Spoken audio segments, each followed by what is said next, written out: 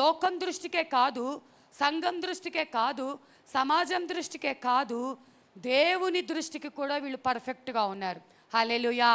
నీతిమంతులుగా ఉన్నారు. ఇంకా వీళ్ళలో ఇదిగో నువ్వు ఇది సరి చేసుకో, నీకు ఇది లోపం ఉంది, ఇది తక్కువ ఉంది అని చెప్పడానికి ఛాన్సే లేదంట. లోకం దృష్టికేమో నిరపరాధులుగా ఉన్నారు, అన్ని ఆజ్ఞలు పాటిస్తున్నారు. దేవుని దృష్టికేమో నీతిమంతులుగా ఉంటున్నారు. అయితే వీరు ఏం చేస్తున్నారు అని చూస్తే గనక, జకరియా తన తరగతి క్రమము చొప్పున దేవుని ఎదుట యాజక ధర్మము జరిగించుచుండగా, ఈయన చేసే వృత్తి ఏంటంటే యాజక ధర్మము జరిగించాలి. యాజక మర్యాద చొప్పున ప్రభువు ఆలయములోకి వెళ్ళి ధూపం వేయటానికి తమ వంతు వచ్చిందంట. హల్లెలూయా. బహుకాలము గడిచిన వృద్ధులంట. ఎవరండి? జకరియా, ఎలిజబెత్ బహుకాలం గడిచిన వృద్ధులు. మామూలుగా అయితేనండి మనమైతే ఒక 60-70 ఏళ్ళు వచ్చేసరికి మనం బహుకాలం గడిచిన వృద్ధులం అంటాము. కానీ ఇక్కడ చూసుకుంటే పరిశుద్ధ గ్రంథంలో 40 సంవత్సరాలు అలా వివాహాలు చేసుకున్నారంట. 40 ఏళ్ళ పరిశుద్ధ గ్రంథంలో 40 ఏళ్ళు అంటే యవనస్తులని అర్థం. కానీ ఇక్కడ ఏమని రాయబడి ఉంది? బహుకాలము గడిచిన వృద్ధులైరి. అంటే వాళ్ళ వయసు అబ్రహాము శారమ్మల లాగా 80 ఏళ్ళో 90 ఏళ్ళో 100 ఏళ్లకు దగ్గరగా ఉంది. బహుకాలం గడిచిన వృద్ధులు. అయితే వీళ్ళు ఇంత నమ్మకంగా మనుషులందరి దృష్టికి నమ్మకంగా దేవుని వాక్యాన్ని తప్పకుండా పాటిస్తున్నారు. దేవుడు అలాగే అప్పటి నుంచి వీళ్ళు యవ్వన కాలంలో జతపరచబడినప్పటి నుంచి, వీళ్ళు సేవకు వచ్చినప్పటి నుంచి దేవుని సన్నిధిలో ధూపం వేస్తున్నది మొదలుకొని, దేవుని సన్నిధిలో యాజకత్వం చేస్తున్నది మొదలుకొని వీళ్ళని తేరి చూస్తుంటే మన దేవుడు చూస్తున్నది. అయితే దేవుడు వీళ్ళని చూస్తూ ఉంటే చిన్న మిస్టేక్ కూడా లేదంట. వీళ్ళలో చక్కగా ఉంటున్నారు. అయితే ఇంత పర్ఫెక్ట్గా ఉన్నటువంటి వీళ్ళకి ఒక కొదువు ఉంది. ఏంటి ఆ కొదువ అంటే, వీళ్లకు పిల్లలు లేరు, సంతానం లేరు, గొడ్రాలు. ఇప్పుడు లోకమంతా అంటుందంట, అదేంటండి యాజకులు కదా, పాస్టర్ గారు కదా, పాస్టర్ ఏ దేవుడు వాళ్ళ ప్రార్థన వినలేదా, వాళ్ళలో ఏదో తప్పు ఉండుంటుంది, అందుకే వాళ్ళు యాజకత్వం చేస్తున్నా ధూపం వేస్తున్నా వాళ్ళకి ఇంకా పిల్లలు కాలేదు. అక్కడైతే పిల్లలు లేరు అన్న ఒక కొదువ, మనలో అయితే ఎన్నో కొదువలు మనలో కనిపిస్తూ ఉన్నాయి. ఎన్నో కొదువలు. చాలా లోకం అనుకుంటూ ఉంది ఇప్పుడు ఏమని అంటే, ఇదిగో అమ్మ వాళ్ళు క్రైస్తవులు కదా, వాళ్ళు దేవుని సన్నిధికి వెళ్తున్నారు కదా, వాళ్ళకే ఎందుకు ఇలా అయ్యింది, వాళ్ళ ఇంటిలోనే ఎందుకు సమస్య వచ్చింది, వాళ్ళకే ఎందుకు కష్టం వచ్చింది, వాళ్ళకే ఎందుకు వ్యాధి వచ్చింది, ఈ బాధ ఎందుకు వచ్చింది, వాళ్ళు సరిగ్గా ప్రార్థన చేయట్లేదా, వాళ్ళు ఇంకా లోపం ఉందా, వాళ్ళలో పాపం ఉందా? జకరియా ఎలిజబెత్లో ఉందా అండి? పాపం లేదు. సకల విధమైన ఆజ్ఞల చొప్పున నిరపరాధులుగా నడుచుకున్నవారు, దేవుని దృష్టికి నీతిమంతులుగా ఉన్నవారు. కానీ వారిలో లోపం ఉన్నట్టుగానే దేవుని సన్నిధికి వస్తున్న మనందరిలో కూడా ఒక్కొక్క కొదువతో మనం బాధపడుతున్నాము, ఒక్కొక్క సమస్యతో బాధపడుతున్నాము. ఆరోగ్యం ఉంటే ఆర్థిక ఇబ్బందులు, సమృద్ధిగా ఏమి ఇబ్బందులు లేవు అనుకుంటే అసమాధానం, లేకపోతే ఇంట్లో రక్షణ లేని వారు, మాట వినని పిల్లలు, లోబడని మనస్సు, ఇలాంటి ఒక్కొక్క సమస్యతో బాధపడుతున్నాం. మనల్ని కూడా లోకం అంటూ ఉన్నప్పుడు మనం ధైర్యం తెచ్చుకోవాలి. మన దేవుడు గొప్పవాడు, మన దేవుడు సజీవుడు, మన దేవుడు శక్తిమంతుడు. ఏం చేసినా చెయ్యకపోయినా వీళ్ళ ఇది చూసుకుంటేనండి, ఈ యొక్క జకరియా ఎలిజబెత్లు యాజకత్వం కదా, లోకం అంటుందంట, పాస్టర్ గారికి చూడండి పిల్లలు లేరు, పాస్టర్ అమ్మ గారికి చూడండి పిల్లలు లేరు, వాళ్ళు గొడ్డుపోతూ వాళ్ళు ఇంకా మా కోసం ఏం ప్రార్థన చేస్తారు, వాళ్ళు మా కోసం ఏం ప్రార్థన చేస్తారు అంటున్నా, బయట ఈ మాటలు వినిపిస్తున్నా ఈ మాటలు బట్టి కృంగిపోలేదంట, ఈ మాటలు బట్టి వాళ్ళ పరిచర్య ఆగిపోలేదంట, దేవుని సన్నిధికి వెళ్ళటం ఆపలేదంట. దేవుని సన్నిధిలో వారికి యాజక ధర్మము చొప్పున వారి వంతు వచ్చే అంతవరకు ఎదురు చూసి వాళ్ళ తరగతి క్రమము చొప్పున, అంటే వీళ్ళ తరగతి క్రమం ఏంటంటే, ఒకవేళ మందిరం శుభ్రపరిచే క్రమమే ఉందనుకోండి, మందిరం శుభ్రపరిచేటప్పుడు అనుకుంటారు, ఇదిగో శుక్రవారం మేము శుభ్రపరుస్తామంటారు, ఆదివారం మేము శుభ్రపరుస్తామంటారు. అంటే ఎవరి వంతు వాళ్ళదే. శుక్రవారం ఒకళ్ళు శుభ్రపరచాలంటే శుభ్రపరచాల్సిందే, ఆదివారం ఒకళ్ళంటే వారి వంతు వాళ్ళదే. అంటే దీని అర్థం ఏంటి? మా వంతు వచ్చేదాకా మేము ఎదురు చూసి దేవుడు మాకు అప్పగించబడినటువంటి బాధ్యతను నమ్మకంగా చేస్తాం. ఇప్పుడు యాజకులైనటువంటి వీళ్ళ వంతు వచ్చింది ఏంటి అంటే పరిశుద్ధ స్థలంలోకి వెళ్ళే వంతు వచ్చింది. ఇక్కడ గమనించినట్లయితే వీళ్ళకి ఇంత కష్టం ఉంది కదా, ఇంత నలిగిపోతున్నారు కదా, కానీ దేవుని సన్నిధికి వెళ్ళటం వాళ్ళు ఆపలే. ఆరాధన ఆపను, స్తుతించుట మానను, ఆరాధన ఆపను, నీ స్తుతించుట మానను, నీ స్తుతించుట మానను. హల్లెలూయా. ఇక్కడ ఏమంటున్నాడు భక్తుడు? ఆరాధన ఆపను, స్తుతించుటనే మానను. సమస్యలు వస్తాయి, నిందలు వస్తాయి, నీకు కొదువే ఉంది, నీకు కష్టమే ఉంది, నీకు ఇంట్లో నలిగిపోతున్నావు, నీకు తింటాకి లేదు, లేకపోతే వ్యాధులతో నలిగిపోతున్నావు, నీకు నిద్ర పట్టడం లేదు, సమస్యల చేత నువ్వు కృంగిపోతూ ఉన్నావు, ఈ కష్టాల చేత దేవుడు మా ప్రార్థన వినటం లేదా అనుకుంటున్నావు, మా పిల్లలు ఇంకా రక్షణ పొందలేదు అనుకుంటున్నావు, మా పిల్లలకి ఇంకా మంచి భవిష్యత్తు లేదనుకుంటున్నావు. ఇంకా ఎందుకు మాకు ఈ కష్టము? మేము దేవుని సన్నిధికి ఆదివారం వెళ్తున్నాం, శుక్రవారం వెళ్తున్నాం, రోజు ప్రార్థన చేసుకుంటున్నాం, ఉపవాస ప్రార్థనలో పాలు పంపులు పొందాం, దేవుని సన్నిధిలో కానుకలు ఇస్తున్నాం, పరిచర్య చేస్తున్నాం, ఇంత చేస్తున్నాం, మాకెందుకు ఈ కొదువా, ఎందుకు ఈ కష్టము? మనసు బాగోలేదు, ఈరోజు నేను దేవుని సన్నిధికి రాలేను, మనసులో నెమ్మది లేదు, ప్రార్థన చేయలేను, వేదనగా ఉంది, ఆకలి వేయటం లేదు, నిద్ర పట్టడం లేదు,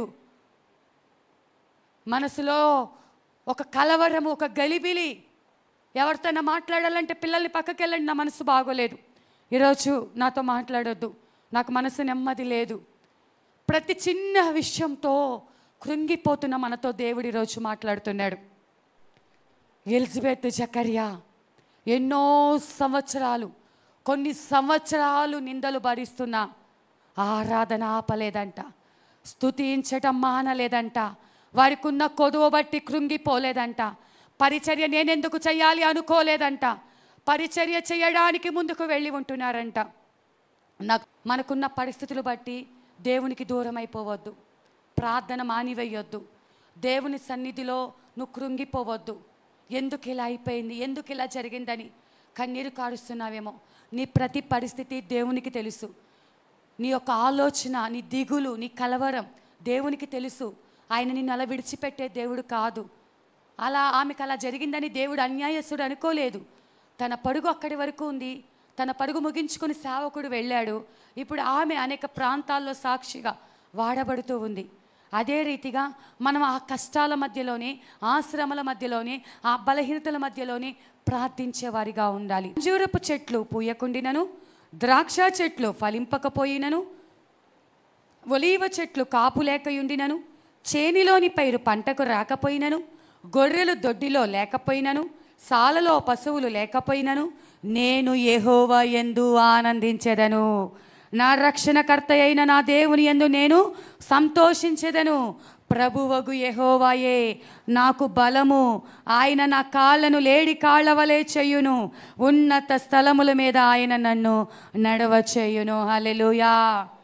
ఏముందండి? అంజూరపు చెట్లు పూయకపోయినా, ద్రాక్ష చెట్లు ఫలింపకపోయినా, ఒలీవ చెట్లు కాపులేకయున్నా, చేనిలో పైరు పంటకు రాకపోయినా, అంటే ఏ పని పట్టుకున్నా వెనక్కే వెళ్ళిపోతుంది. ఒక వ్యాపారం చేద్దామంటే నష్టము, ఒక ఉద్యోగం చేద్దామంటే ఉద్యోగం లేదు, ఒక కూలి పనికి వెళ్దామంటే కూలి పనిలో చేసిన కష్టంలో అది చేతికి రావటం లేదు, ఏ పని మొదలుపెట్టినా కూడా దాంట్లో ఫలితం లేదు, ఏది పట్టుకున్నది వెనక్కే వెళ్ళిపోతుంది. ఎందుకు ఇలా జరుగుతుంది అని కృంగిపోలేదు. కానీ భక్తుడు హబక్కూకు గారు, ఏమున్నా లేకపోయినా, నా ఇంటిలో తింటాకి బియ్యం ఉన్నా లేకపోయినా, నాకు ఆరోగ్యం ఉన్నా లేకపోయినా, నేను యెహోవా యందు ఆనందించెదను. హల్లెలూయా. దేవుని బిడ్డలమైన మనం నేర్చుకోవాల్సింది ఈ మాట అండి. దీనిని ఆయుధముగా చేసుకోవాలి. నేను నా దేవుని యందు ఆనందిస్తాను.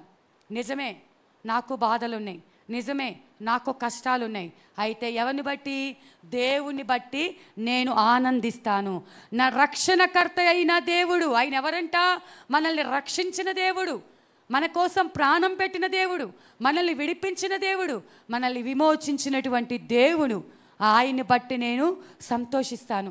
ఇలా నువ్వు ఆనందిస్తూ ఉన్నప్పుడే, నువ్వు ఇలా సంతోషిస్తూ ఉన్నప్పుడే దేవుడు నీకేమిస్తాడంటే బలాన్ని ఇస్తాడంట, తట్టుకునే బలమునిస్తాడంట, శక్తినిస్తాడంట. నీ కాళ్ళనంట నువ్వు ఆగిపోయావు కదా, కృంగిపోయావు కదా, అక్కడే ఉన్న చోటని ఇంక నా వల్ల కాదు, ఈ ప్రార్థనలు లేవు, ఈ విశ్వాసం లేదు, ఈ క్రైస్తవ్యం వద్దు, ఏం దేవుడో మాకింతవరకు ఏ సహాయం చేయలేదు, ఇన్నేళ్ళయింది మాకు పిల్లలు పుట్టలేదు, ఇన్నేళ్ళయింది మాకు అద్భుతం జరగలేదని జకర్యా ఎలిజబెత్లు ఆగిపోలేదు. కానీ ఈ కాలంలో ఎంతోమంది ఆగిపోతున్నారు, తమున్న స్థలాలలోనే ఆగిపోతున్నారు, అడుగు ముందుకు వెయ్యలేక, ఏది ఆలోచన తీసుకోలేక కృంగిపోయి పడిపోయిన స్థితిలో ఉంటున్నారు. దేవుడు వారితోనే అంటున్నాడు, లేచి నిలబడమంటున్నాడు. యెషయా గ్రంథము 60వ అధ్యాయంలో మాట ఉంటుంది. చూద్దాం, యెషయా గ్రంథము 60వ అధ్యాయము. నీకు వెలుగు వచ్చినది, లెమ్ము తేజరిల్లుము, యెహోవా మహిమ నీ మీద ఉదయించును.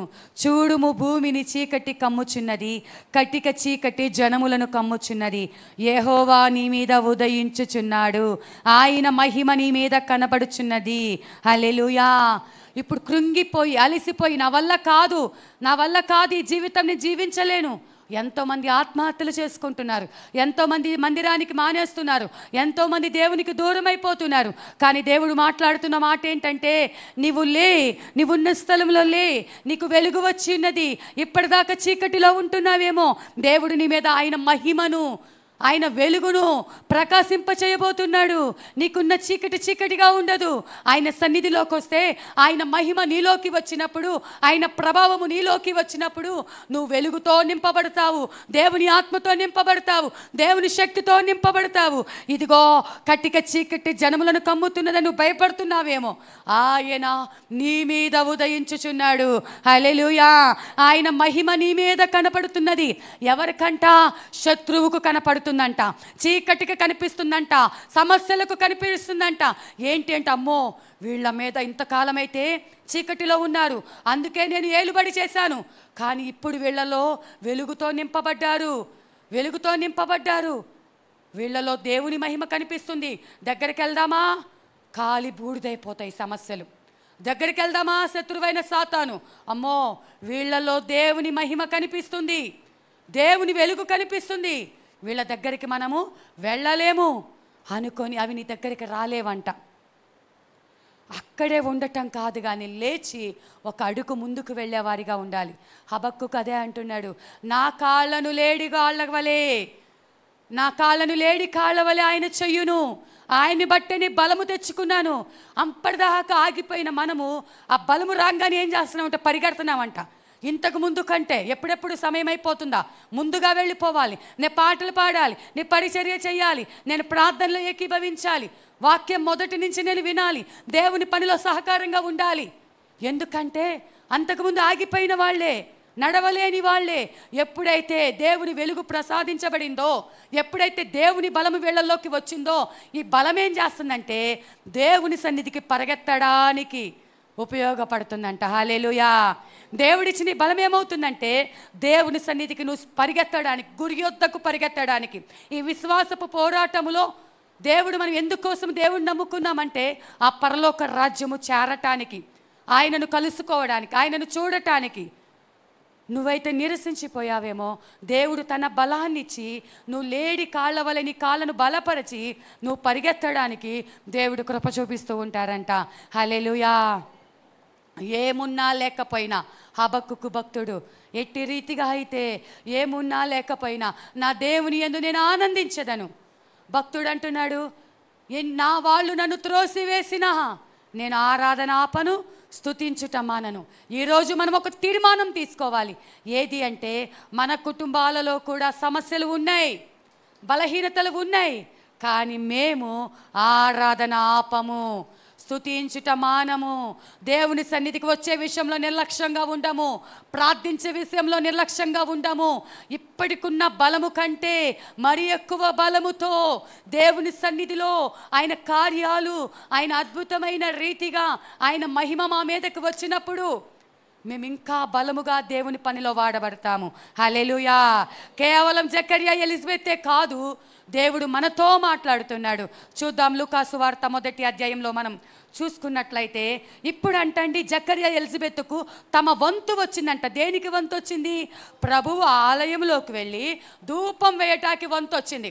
ఈరోజు శుక్రవారం క్లీన్ చేసే వాళ్ళు ఎవరు? ఈరోజు పాటలు పాడే వాళ్ళు ఎవరు? ఈరోజు ఆరాధించే వాళ్ళు ఎవరు? ఎవరి వంతులు వాళ్ళు. సంఘంలో మనం అందరం కూడా, నేను ఈరోజు ఆరాధన చేస్తా, ఈరోజు నేను పాటలు పాడతా, ఈరోజు మందిరం శుభ్రం చేస్తా, ఈరోజు నేను ఈ విధంగా ముందుకు వస్తున్నానని వంతు. అయితే జకర్యా ఎలిజబెత్ వంతు ఈరోజు వచ్చిందంట. ఈరోజు వచ్చి చాలా నలిగిపోయే ఉన్నారు. అయినా ధూపం వేయటానికి వెనకడుగు వేయలేదు. నడవలేక ఎందుకంటే బహువృద్ధులయ్యారు కదా, వాళ్ళ బలం అక్కడ పనిచేయటం లేదు. దేవుని బలము వారికి ఇవ్వబడింది కాబట్టి ఆ బలాన్ని బట్టి దేవుని మందిరంలోకి వెళ్ళి ధూపం వేస్తున్నారంట. వాళ్ళ బలమును బట్టి కాదు, మీరు గమనించాలి. వాళ్ళ బలమును బట్టి కాదు, దేవుడే వారికి బలమును అనుగ్రహించాడు. వారి కాళ్ళను లేడి కాళ్ళ వలె చేశాడు. అందుచేత వారికి ఉన్న కొదువ బట్టి ఆగిపోలేదు. కానీ దేవుని సన్నిధికి వెళ్ళి తమ వంతు వచ్చింది, మేము మిస్ అయిపోకూడదు, ఇది మా బాధ్యత, ఇది నా దేవుని పని, ఆయన పని నేను చెయ్యాలి అనుకొని ధూపం వేయటానికి వంతు వచ్చిందంట. అయితే ఆ వంతు రావటం ఏంటో తెలుసా? దేవుడు సమయం వచ్చేంత వరకు మీరు ఎదురు చూడాలి. హల్లెలూయా. నీకు ఇవ్వబడినటువంటి ఒక వంతు ఉన్నది, నీకు ఇవ్వబడిన ఒక సమయం ఉన్నది. నువ్వు అనుకున్న సమయంలో ఒక కండిషన్ పెట్టి ఎదురు చూడటం కాదు, ఆయన ఏర్పాటు చేసిన సమయములో నీ వంతు వచ్చే వరకు ఎదురు చూడాలి. నీ జీవితంలో కార్యం జరగాలి అంటే, నువ్వు మేలు పొందుకోవాలి అంటే, నీ ఇంటిలో అద్భుతం జరగాలి అంటే, నువ్వు అడిగిన వెంటనే జరిగిపోవాలని ఆశపడొద్దు. నేను ఇవాళ అడుగుతున్నాను ఇలా జరిగిపోవాలని కాదు. అయ్యా నీ చిత్తము చొప్పున, నీ సమయము, నీ టైము నాకు ఎప్పుడైతే నువ్వు నీ చిత్తములో ప్రణాళికలో ఉన్నదో ఆ సమయము వరకు ప్రభా నేను ఎదురు చూస్తాను. అలా అని విడిచిపెట్టే దేవుడు కాదు. ఖచ్చితంగా మనందరికీ ఒక టైం ఉంది. మనం వేటి నిమిత్తమైతే ప్రార్థిస్తున్నామో ఆ ప్రార్థనకు జవాబు పొందుకునే ఒక సమయం ఉంది. వంతు వచ్చేంత వరకు కూడా యాజకుడు ఎదురు చూశాడు. ఎలిజబెత్ అమ్మ ఎదురు చూసింది.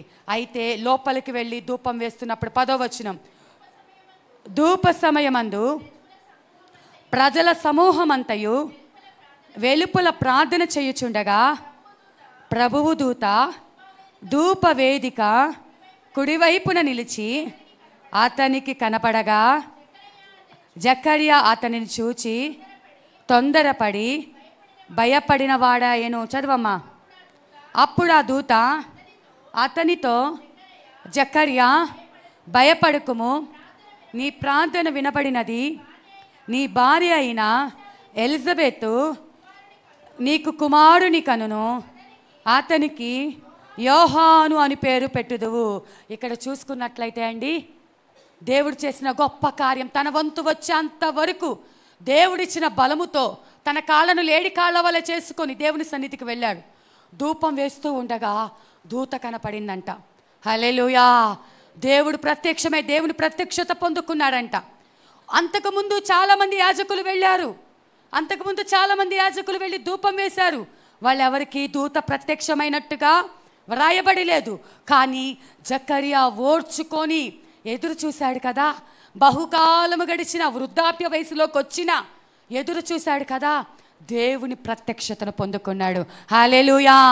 మనము కూడా దేవుని కృప కోసం ఎదురు చూసినట్లయితే ఖచ్చితంగా దేవుని ప్రత్యక్షతను నువ్వు పొందుకుంటావు. హల్లెలూయా. అయితే తొందరపడ్డాడంట. ఏంటి, దూత నాతో మాట్లాడుతుంది, ఏమైందో, నేనేమైనా తప్పు చేశానా? ఆయన ఏమైనా తప్పు చేసేవాడా? సకల విధమైన ఆజ్ఞల చొప్పున నిరపరాధిగా ఉన్నవాడు. ఎలా ఉన్నాడండి? నిరపరాధిగా ఉన్నాడు. దేవుని దృష్టికి ఎలా ఉన్నాడు? నీతిమంతులుగా ఉన్నారు. ఇంకా భయపడుతున్నాడంటే, ఇంకా ఏమైనా నా లోపం ఉందేమో అని భయపడుతుంటే దూత అంటుందంట, జకర్యా భయపడవద్దు, నీ ప్రార్థన వినబడినది. హల్లెలూయా. చప్పట్లు కొట్టి దేవుడి నామాన్ని మహిమ పడుద్దాం. మనందరితో దేవుడు మాట్లాడుతున్నాడు. ఏమని అంటే, నీ ప్రార్థన వినపడినది, నీవు భయపడకుము. ఏ విషయంలో అయితే నువ్వు భయపడుతున్నావో, ఏ విషయంలో కలవరపడుతున్నావో, ఏ విషయంలో కృంగిపోయి ఉంటున్నావో, ఆలోచిస్తున్నావో, దిగులు పడుతున్నావో, నీరసించిపోయావో, నిద్ర పట్టని పరిస్థితుల మధ్య ఎదుర్కొంటున్నావో, తినలేని పరిస్థితిలో ఉంటున్నావో, అన్నీ ఉన్నా నెమ్మది లేని స్థితిలో ఉంటున్నావో, ఎందుకు ఇలా జరుగుతుంది అనుకుంటున్నావేమో. ప్రార్థించిన ప్రతిసారి కన్నీరు కారుస్తూ, ఎందుకు ప్రభువా, ఎందుకు ప్రభువా, నాకే ఎందుకయ్యా ఈ బాధ, నాకే ఎందుకయ్యా ఈ కష్టము, నాకే ఎందుకయ్యా ఈ వ్యాధి అనుకుంటున్నావేమో. కానీ దేవుడు అంటున్నాడు, భయపడకుము, నీ ప్రార్థన నాకు వినపడినది. నీ వంతు వచ్చేంతవరకు, నీ సమయం వచ్చేంతవరకు నువ్వు ఎదురు చూడు. నీ వంతు రాబోతుంది. నువ్వు ప్రత్యక్షత పొందుకోబోతున్నావు. ప్రార్థన వినపడితే కార్యం జరుగుతుంది. హల్లెలూయా. దేవుడు ఆల్రెడీ ఏమంటున్నాడు, నీ ప్రార్థన వినపడింది అంటున్నాడు. ఇప్పుడు నువ్వేం చేయాలంటే దేవుణ్ణి స్తుతించటం మొదలు పెట్టాలి. దేవుడు ఆల్రెడీ మన ప్రార్థన విన్నాడు. దేవుడు చేశాడని నమ్మి స్తుతించు. నా పిల్లలకు ఉద్యోగం వచ్చిందని స్తుతించు, నా పిల్లలకు వివాహం అయిందని స్తుతించు, నా పిల్లలకు రక్షణ కలిగిందని నువ్వు స్తుతించు, నా అప్పులు తీరిపోయాయని స్తుతించు. ఆయన చేసిన ఉపకారములను స్తుతిస్తూనే ఉండు. అదేంటి ఇంకా జరగలేదండి, ఇంకా ఉద్యోగం రాలా, ఇంకా వివాహం కాలా, ఇంకా అప్పులు తీరిపోలా, నువ్వు స్తుతిస్తూ ఉండగానే శత్రువైన సాతాను సిగ్గు కలిగి పారిపోతాడు. హల్లెలూయా. ఎందుకంటే ఇప్పటిదాకా నువ్వు చేసి అలసిపోయి ఉంటున్నావేమో, ఇప్పుడు స్తుతించటం ఆరంభించు. హల్లెలూయా. ఆల్రెడీ నీ ప్రార్థన దేవుడు విన్నాడంట, నువ్వు కార్చిన కన్నీరు ఆయన చూశాడంట. ఇప్పుడు దేవుని కార్యం పొందుకున్నాను, నా వంతు రాబోతుంది, ఎదురు చూడు. నా టైము రాబోతుంది, నా సమయము రాబోతుంది, ఆ సమయం వరకు నేను వేచి చూస్తానని వారిలో ఉన్నటువంటి ఆ గొడ్రాలితనము కొట్టివేసి యేసు ప్రభుల వారికే బాప్తిసం ఇచ్చే యోహాను వారి గర్భమున వచ్చాడు. దేవుడు నీ జీవితాలలో ఊహించిన దానికంటే అత్యధికమైన ఆశీర్వాదముతో నిన్ను నింపునుగాక. నీ కన్నీటిని నాట్యంగా మార్చునుగాక. నీ ప్రతి బంధకాల నుంచి విడిపించబడునుగాక. ఏ సమస్యతో అయితే నువ్వు ఈరోజు ఇక్కడ ఆలోచిస్తూ వచ్చి ఉన్నావు, హృదయంలో ఏ కలవరముతో ఉన్నావో, దేవుడు నీతోనే సూటిగా మాట్లాడుతున్నాడు. నేను ఇక్కడికి వచ్చాక ఈ వాక్యం చెప్పడానికి దేవుడు ప్రేరేపించాడు. ఎవరితో మాట్లాడుతున్నాడు, ఎవరిని బలపరచాలి అనుకుంటున్నాడో, ఎవరు భయముతో ఇక్కడికి వచ్చి ఉంటున్నారు, భయపడొద్దు, నీ ప్రార్థన వినపడినది. నువ్వు దేవుని దృష్టిలో నమ్మకంగానే ఉన్నావు, నీ ప్రార్థన దేవుడు వింటున్నాడు. ఒకవేళ నా లోపం ఉందేమో, నాలో ఇంకా తప్పులు ఉన్నాయేమో అనుకుంటున్నావేమో, దేవుని దృష్టిలో నువ్వు ఒక గొప్ప దానవు, గొప్ప వ్యక్తివి. ఆయన నిన్ను చూస్తున్నాడు, నీ కన్నీటిని చూస్తున్నాడు. ఆయన నిన్ను విడిచిపెట్టాడు. కాబట్టి ధైర్యంగా భయపడకుండా ఉందాం, ఆయన్ని బట్టి బలం తెచ్చుకుందాం. ఆయన మహిమ మన మీద ఉదయించినప్పుడు, మనం వెలుగుతూ ఉన్నప్పుడు, మహిమతో నింపబడినప్పుడు ఏ శత్రువు కూడా మన ఎదుట నిలబడలేరు. అట్టి కృప దేవుడు మనందరికీ అనుగ్రహించునుగా.